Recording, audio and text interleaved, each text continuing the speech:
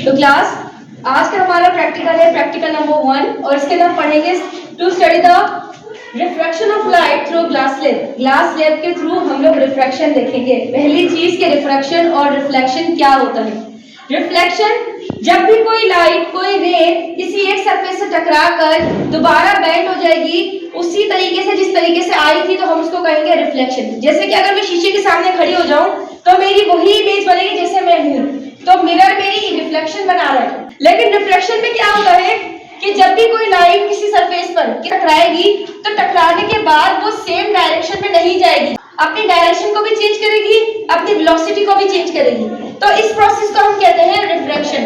जो लाइट पहले आएगी, जो लाइट पहले गिरेगी सरफेस पे, उसको हम कहेंगे इंसिडेंट रे, ठीक है, और उसका जो एंगल बनेगा उसको बोलेंगे इंसिडेंट एंगल। और वो लाइट जो कि टकराने के बाद डायरेक्शन को चेंज कर देगी, बेंड हो जाएगी, वेलोसिटी को चेंज कर देगी, उसको हम कहेंगे रिफ्रैक्टेड रे या रिफ्रैक्शन, और उसके एंगल को एंगल ऑफ रिफ्रैक्शन। उसका होंगे हमारे पास refraction when light enters from one medium to another medium, it bends and change its direction and velocity. जब भी लाइट किसी भी एक मीडियम से आने के बाद दूसरे मीडियम में आएगी तभी वो डायरेक्शन को चेंज करेगी। कैसे कुछ लॉ होते हैं, एंगल ऑफ इंसिडेंट और एंगल ऑफ रिफ्रैक्शन दोनों सेम प्लेन से टकराएंगे। इसके बाद कह रहे हैं कि एंगल ऑफ इंसिडेंट और एंगल ऑफ रिफ्रैक्शन दोनों बराबर नहीं होंगे।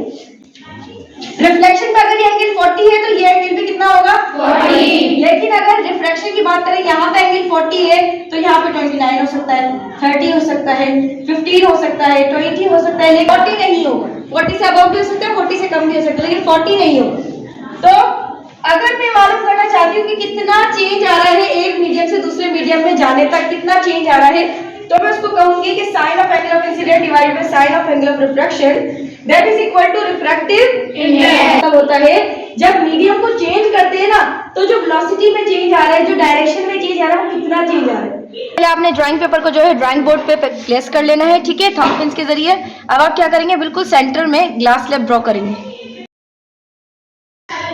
ग्लास स्लैब ड्रॉ करने के बाद इसके कॉर्नर्स पे यानी कि इसके वर्टिसेस पर आप कोई पॉइंट्स के नेम दे दें, जैसे ए बी सी डी भी दे सकते हैं, ई एफ जी एच भी दे सकते हैं, तो ई एफ जी एच जो आपको ठीक लगे। तो यहाँ पर आप इस प्रोटेक्टर को रखें और बिल्कुल इसके सेंटर में 90 डिग्री पर पॉइंट आउट कर दें। 90 डिग्री पर पॉइंट आउट करने के बाद एक बिल्कुल स्ट्रेट लाइन बनाएं। अब ये स्ट्रेट लाइन बन गई है। इस स्ट्रेट लाइन पर इस प्रोटेक्टर को इस तरह से आपने रखना है और यहाँ से एंगल को काउंट करना है, 10, 20, 30, 40। मैं यहाँ पे 40 पॉइंट कर रही हूँ, आप लोग 40 डिग्री से लेकर 60 डिग्री तक पॉइंट कर सकते हैं, ठीक है। यहाँ पर आपने 40 डिग्री पर पॉइंट आउट किया और इस पॉइंट से इस पॉइंट को मैच कर दिया, ठीक। ये जो आपने लाइन बनाई थी इसको आप नाम दे दें एम और एन का, और ये जो आपने लाइन बनाई है इसको आप नाम दे दें इंसिडेंट रे का। अब आपने क्या करना है, ग्लास स्लैब को दोबारा से यहाँ पर प्लेस कर देना है। लेनी है आपने 4 पिन लेने के बाद ये जो लाइन बनाई है यहाँ पर किसी भी 2 पॉइंट पर आप ये पिन लगा दें, किसी भी 2 पॉइंट पर पिन लगा दी।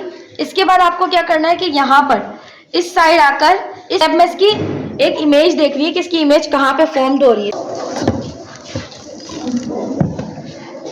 तो यहाँ पर जहाँ पे आपकी इमेज, जहाँ पे आपको दोनों पिंस की इमेज एक ही जगह पर नजर आ रही है, जैसे ये पॉइंट है, यहाँ पर दोनों की इमेज आपको एक ही जगह पर नजर आ रही है, तो आप यहाँ पर 3rd पिन लगाएंगे।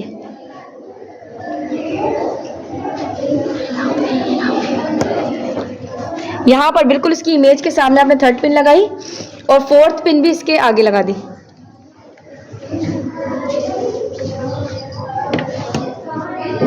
इसका मतलब है ये जो चारों इमेज है, इन चारों की जो इमेज है वो एक ही लाइन पे कॉन्साइड कर रही है। इन चारों की एक पूरी लाइन है जिसके अंदर चारों पिंस नजर आ रही है। मतलब अगर आप एक साइड से देखोगे ना तो इन चारों पिंस की एक इमेज नजर आएगी। उसके बाद आपने पिंस को रिमूव कर देना है।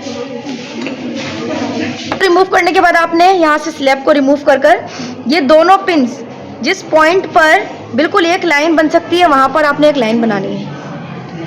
उसके बाद यहाँ पर आपने पिन 1, पिन 2, पिन 3 और पिन 4 इसको नाम दे देना। इसके बाद ये पॉइंट और ये पॉइंट, इन दोनों पॉइंट को आपने एक दूसरे से मैच कर देना है। मैच करने के बाद आपको पता है कि आपने इंसिडेंट का एंगल बनाया है 40 डिग्री और रिफ्रैक्टेड का एंगल ये है, क्योंकि यहाँ पर इमेज दूर जगह पे फॉर्म हो रही है, तो ये है आपके पास रिफ्रैक्टेड। और इसका जो एंगल होगा वो क्या कहलाएगा? रिफ्रैक्टेड एंगल, जो भी एंगल आएगा, ठीक है। और ये इसको कहेंगे हम इमर्जेंट रे। इमर्जेंट रे वो रे होती है जो कि इंसिडेंट से टकराने के बाद या रिफ्लेक्ट होगी या रिफ्रैक्ट होगी या डिस्पर्ज होगी, लेकिन उसके बाद एक लाइन निकलेगी।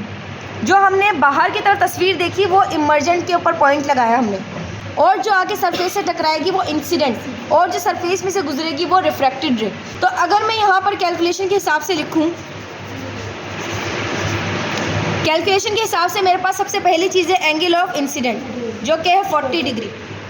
इसके बाद है angle of refraction. Angle of refraction कैसे मालूम करेंगे आप? इस डी को आपने यहाँ पर रखना है। अब एंगल यहाँ से काउंट करेंगे 10, 20 और ये आ रहा है 25, तो यहाँ पर एंगल बन रहा है हमारे पास 25 डिग्री। आपको मालूम करना है इसका रिफ्रैक्टिव इंडेक्स, मतलब ये कितना रिफ्रैक्ट हुआ है। तो रिफ्रैक्टिव इंडेक्स का फॉर्मूला है sine of angle of incident divided by sine of angle of refraction. तो पहले आप साइन ऑफ 40 डिग्री मालूम करेंगे, फिर साइन ऑफ 25 डिग्री मालूम करेंगे। साइन ऑफ 40 की वैल्यू आएगी 0.6427 और साइन 25 की वैल्यू आएगी आपके पास 0.226। अगर आप इन दोनों वैल्यूज़ को लिखेंगे 0.6427 डिवाइडेड बाय 0.226, 0.4226 है यहाँ पर। रिफ्रैक्टिव इंडेक्स आ रहा है 1.52, तकरीबन इतना ही रिफ्रैक्टिव इंडेक्स आएगा, ठीक है।